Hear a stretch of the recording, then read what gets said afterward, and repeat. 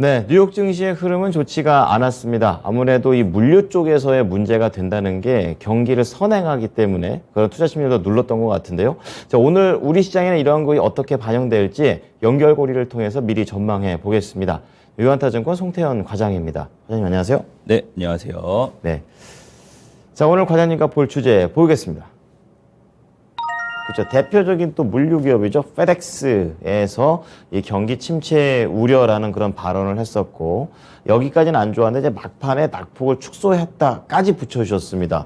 자, 그렇다면 이제 나중에 좀 나아졌다는 얘기인데 이 부분 어떻게 좀 자세하게 좀 해석을 해볼까요? 일단은 네. 페덱스가 목요일날 장 마감한 이후에 네. 예비 실적 발표를 하게 되면서 시간 외에서 워낙 안 좋았었고 그게 금요일 시장 한국에도 반영이 됐던 부분이 있었다라고 보시면 될 것 같고요. 그렇군요. 그것이 이제 말씀을 하신 것처럼 경기 침체에 관련돼서 많은 우려를 더욱더 자극을 했다라고 보시면 될 것 같은데 네. 이러한 이제 이슈가 있음에도 불구하고 시장 속에서는 막판에 이 옵션 만기일이었었잖아요. 그랬죠. 그런 부분에서 저가 매수라든지 아니면은 옵션에 대한 부분이 일정 부분은 이제 청산이 되게 되면서 네. 사실상 대표주 관련된 종목들이 이제 꼬리를 달면서 많은 부분이 올라왔다라고 보시면 될 것 같고요. 네. 그나마 이런 부분이 다소 위안을 찾을 수 있는 부분이었다라고 그렇죠. 보시면 될 것 같습니다. 그렇군요. 자, 그렇다면은 시장에 가장 타격을 줬던 게 페덱스였잖아요. 이 부분도 좀 설명해 주세요. 페덱스가 그 예비 실적을 이제 발표를 하게 됩니다. 네. 본 실적은 22일 날 발표를 하게 되는데 일단 먼저 예비 실적을 발표했다라고 보시면 될 것 같고 역시나 매출액이나 아니면 EPS 같은 경우에도 컨센서스를 크게 하향을 이제 컨센서스 대비 훨씬 더 낮게 나오게 되면서 전반적으로 좀 좋지 못했다라고 보시면 될 것 같습니다. 네. 그리고 지난 6월 달에 이미 연간 가이던스 관련돼서도 낮춰서 발표를 했던 부분이 있었었는데 네. 그것마저 이제 철회를 하게 되면서 참. 뭐 그만큼 실적에 대한 가시성 이런 부분이 많이 안 좋아지고 있고 그리고 이런 부분이 결국은 이제 투자 심리에 대한 불안으로서 나올 수밖에 없는 이런 부분이었다라고 보시면 될 것 같고요. 그랬군요. 라지 스브라마니암 CEO 같은 경우에는 네. 글로벌 출하량 감소로 실망스러운 실적을 이제 발표를 했다라고 얘기를 했던 부분이 있었었고요. 네. 이 코로나 이후에 공장들이 문을 닫은 후에 재가동을 하게 되면서 수요가 증가될 것으로 예상을 하기는 했지만 네. 오히려 감소되었다.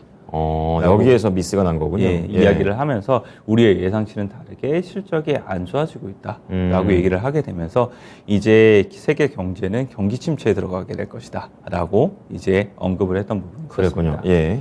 이에 따라서 이제 이러한 실적에 대한 발표 그리고 CEO에 대한 발언 이런 부분이 있고 나면 당연히 이제 월가에서 평가를 해야 되잖아요. 그래야죠. 네, 이 월가에 대한 평가에 대한 내용을 보게 되면은 CFRA에서는 페덱스의 소식과 함께 다우 운송지수가 신저점을 갱신한 것은 적어도 단기적으로는 네. 시장에 불길한 시사점을 준다.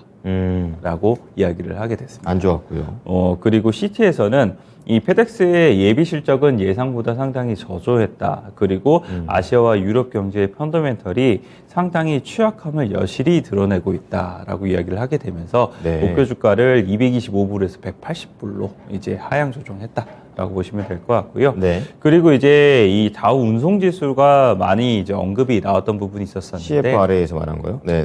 이 다우 운송 지수 같은 경우에는 뭐 페덱스라든지 UPS라든지 뭐 철도 그리고 항공에 대한 운송을 관련된 종목들을 하나의 지수로 만들어 놓은 이제 지표이다라고 보시면 될 것 같은데 예. 이 지표가 많은 부분 하락을 하게 되면서 52주 최저가를 갱신을 하는 흐름이 나왔었는데 이게 이제 20세기 초 찰스 다우가 창안한 다우 이론에 따르게 되면은 네. 미국 증시는 운송 지수에 후행하는 경향이 있기 때문에 이 운송 지수가 계속적으로 하락한다는 것은 결국은 지수도? 매도 신호에 대한 부분이다라고 된다. 이야기를 하고 있고 그렇군요. 그리고 경기 침체에 관련돼서도 운송 지수가 하락을 하게 되면은 예. 시차를 두고 경기 침체가 오게 된다. 라는 이야기도 많습니다. 그래서 이런 부분이 더욱더 많은 부분 자극이 되고 있다라고 보시면 될 것 같고요. 예.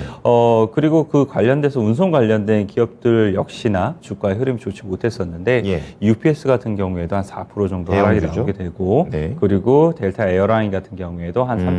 3.5% 정도의 하락이 나오게 되면서 전반적으로 이러한 물류 관련된 기업들이 좀 좋지 못한 흐름이 나왔다. 이렇게 보시면 될 것 같습니다. 네. 그리고 지난주에 봐야 될 그런 지표 중에서 또 뭐 기대 인플레이션이라든지 이런 소비자들의 심리를 다룰 수 있는 중요한 지표도 있었었는데요. 여기 쪽은 어땠습니까? 이건 역시나 그 지표 자체만 놓고 보게 되면은 네. 이 컨센서스 대비는 조금 못 나왔어요.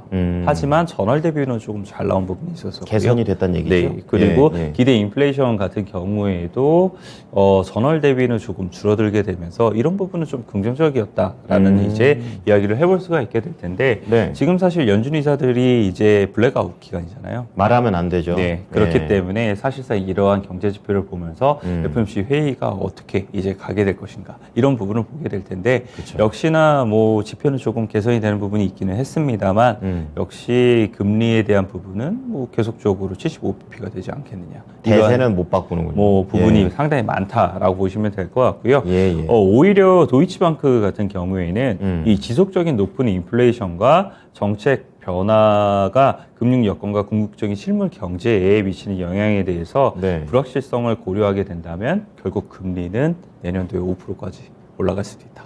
더 올렸네, 라고 여기서. 이야기를 하는 부분이 있고요. 예, 예. 지금 현재 내년도 관련돼서 4.25에서 4.5% 정도가 그렇죠. 네. 이야기가 상당히 많이 높은 게. 나오고 있거든요. 네. 그런데 이것보다도 더욱더 높게 올라갈 수도 있다는 것을 다시 한 번 더 시사했다는 점을 봤을 때는 이번 주에 있는 FOMC 회의에 있어서 네. 75bp인지 100bp인지도 상당히 중요한 부분이 있기는 하겠지만 네. 그보다 더욱더 중요한 것이 결국은 연준이 최종적으로 가려고 하는 금리에 대한 부분이 최종 목표. 4.25인지 아니면 정말 4.5인지 아니면 5까지도 정말 생각을 하고 있는 건지 예. 이 부분을 확인을 하는 것이 보다 더 중요해지고 있는 것이 아닌가라고 생각을 해볼 수 있는 것 같습니다. 그렇군요. 그래서 이러한 이제 금리에 대한 부분은 다시 한 번 더 이제 자극을 받았다라고 보시면 될 것 같고요. 네. 장중에는 관련돼서 이제 2년물 금리라든지 10년물 금리가 더욱더 가파르게 올라갔던 모습이 있었었는데 네. 장 막판에 역시나 이제 저가 매수세가 뭐 들어오는 부분이 있게 되면서 국채 금리 같은 경우에도 전일보다는 조금 하락을 하게 되면서 마무리가 된 부분이 있었다라고 보시면 될 것 같습니다. 네. 자, 그러면 이제 종목 얘기 조금 자세하게 들어가 보겠습니다. 이날 3대 지수에서는 이제 기술주가 그래도 상당히 조금 더 많이 밀렸던 것 같은데, 내부적으로 어땠습니까?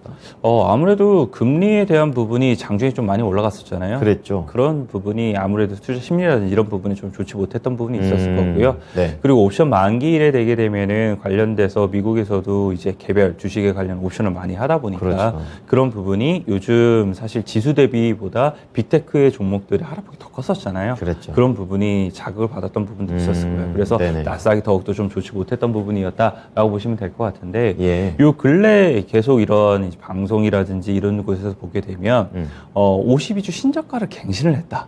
라는 그렇죠. 예. 이러한 이제 개별 종목들의 이야기가 상당히 많이 나오고 있습니다. 많이 그런 내려갔다는 얘기죠. 그만큼 많이 내려간 부분도 있는 부분일 테고 투자 네. 심리라는 이런 부분이 안 좋다는 점 그리고 이런 빅테크에서도 알파벳이라든지 메타가 다시 한 번 더 52주 신저가를 갱신을 했거든요. 네. 이런 점은 사실 그닥 좋은 시그널은 아니기 때문에 그렇죠. 이거는 계속적으로 좀 체크할 필요성은 있다라고 보시면 될 것 같고요. 네. 어느 정도나 이런 52주 신저가에 대한 이야기가 적게 나오는지 이런 부분을 사실 투자 심리가 회복이 되는 구간이다라고 좀 생각을 해보시면 될 것 같아요. 그래서 이거는 한번 체크가 필요하다라고 말씀드리고 싶고요. 네. 의외였던 점은 이제 반도체 관련된 부분이었습니다.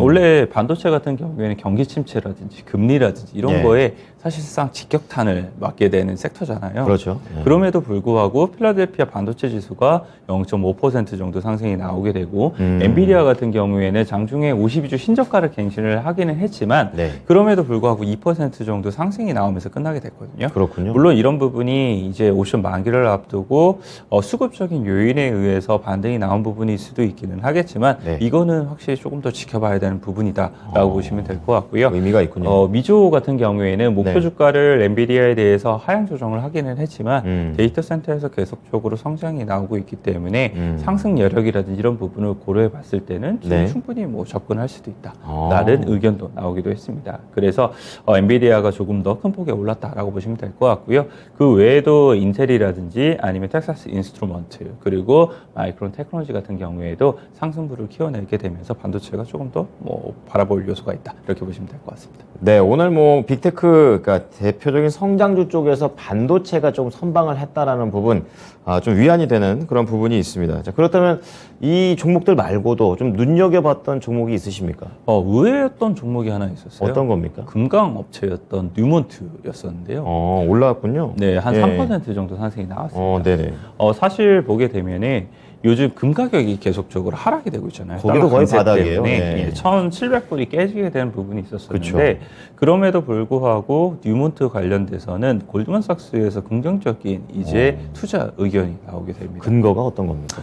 일단은 많이 빠졌다는 부분이었었고요. 역시 그게 저가네요. 많이 빠졌기 예. 때문에 그러한 부분에서 일단은 지금 접근을 해볼 만하다라고 보시면 될 것 같고 네. 이 금강업체가 계속적으로 생산량에 대한 부분은 많은 부분 증가를 하고 있기 때문에 이러한 변동성 관련돼서 생각을 해봤을 때는 네. 비교적 안정적인 투자 대상이 될 수 있다라고 언급을 하고 있습니다. 그래서 워낙 많이 빠진 기업 관련돼서도 네. 이제 관심도가 조금씩 높아지고 있구나 이런 부분도 한번 생각을 해보셨으면 좋겠다 이렇게 말씀드리고 싶습니다. 그렇군요. 이제 낙폭 과대에 대한 그런 키워드가 오늘 우리 시장에서도 한번 생각해 볼 만한 주제가 아닐까 이런 생각이 듭니다. 자, 오늘 두 종목 준비했는데요. 공개해 보겠습니다.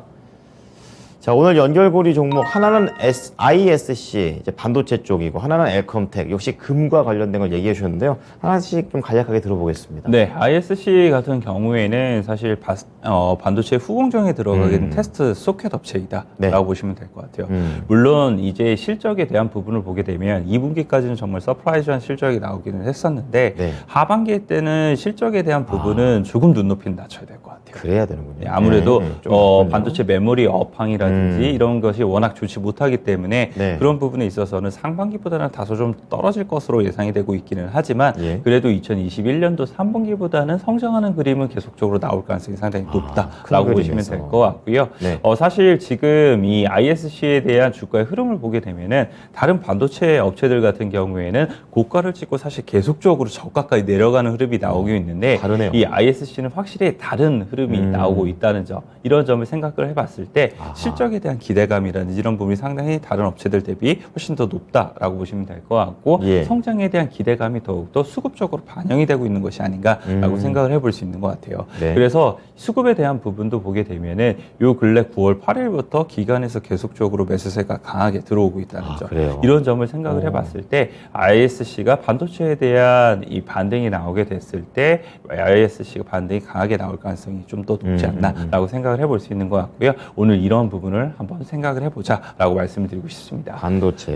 그리고 이제 엘컴텍 같은 예. 경우에는 사실 네. 엘컴텍이 뭐 펀더멘털 이슈라든지 이런 거는 사실 낮아요. 그렇군요. 네, 그냥 이슈적인 부분이 나오게 됐을 때 한 번씩 변동성을 가져올 수 있는 기업 중에 하나인데 네. 오늘 미국에서도 뉴몬트라는 금강업체가 한 3%의 상승이 나오게 되면서 금가격 관련돼서도 너무 많이 빠진 것이 아니냐라는 이러한 의견이 나오고 있는 만큼 그런 부분에서 금 가격에 대한 이 모멘텀 투자 이슈가 조금 더 부각이 됐을 경우에는 네. 엘컴텍이 다시 한번 더 움직일 가능성은 상당히 있다라고 보시면 될 것 같고요. 예. 그 이전에도 금과 관련된 이슈가 나왔을 때는 엘컴텍이 강하게 움직였던 부분이 있었거든요. 대신 강하게 움직였기는 했지만 그만큼 그날에서 꼬리도 길게 달았던 부분이 있어요. 그래서 그런 점을 짧게. 생각을 해봤을 예, 때는 예. 변동성을 이용한 매매로서 활용을 하시는 것이 보다도 적합하다 이렇게 말씀드리도록 하겠습니다. 네, 오늘 시장에서 또 어떻게 또 투자 힌트를 얻어볼 수 있을까 두 가지 종목으로 알아봤습니다. ISC 그리고 엘컴텍이었습니다. 오늘 말씀 잘 들었습니다. 네, 감사합니다. 네.